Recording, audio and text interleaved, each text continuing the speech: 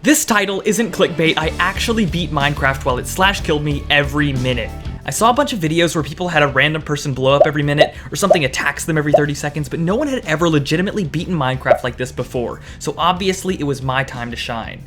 I started out by getting a feel for the game and dying a bajillion times. Just think about this. You can't craft hardly, you can't build hardly, you can't even mine hardly. You spend all of your time respawning and gathering your lost items, and as soon as you gather them, you just lose them again.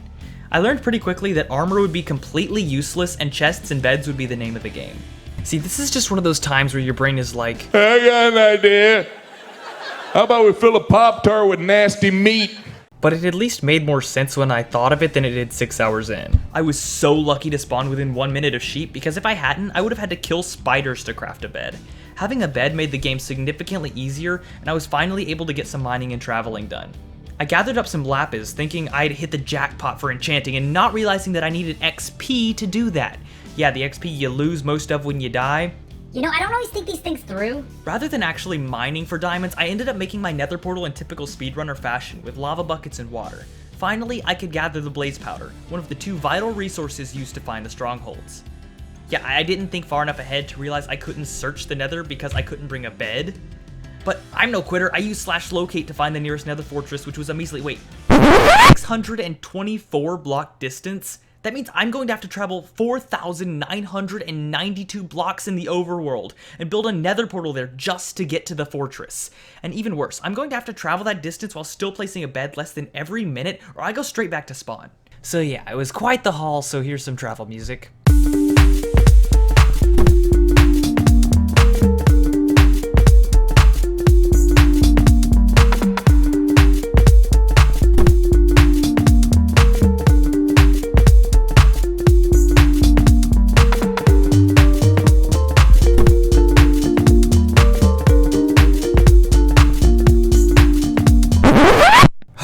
Fortress! It's about time.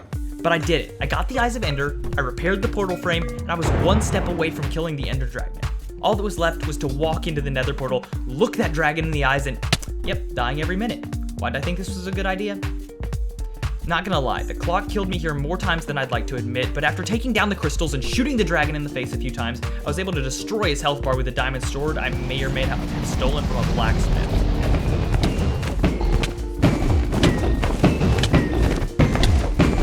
Sometimes didn't have time to get to his face, so I just settled for stabbing him in the tail instead. Somehow this just seems wrong.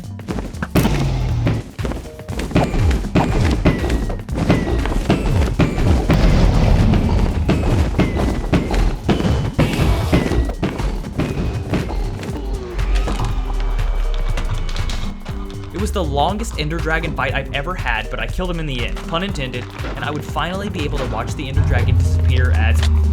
well, yep. Whatever, if I get 1 million subscribers before September 1st, I will dump a gallon of mayonnaise on my face, so subscribe to my channel and like the video, because deep down, you want me to be rich, famous, and covered in mayonnaise.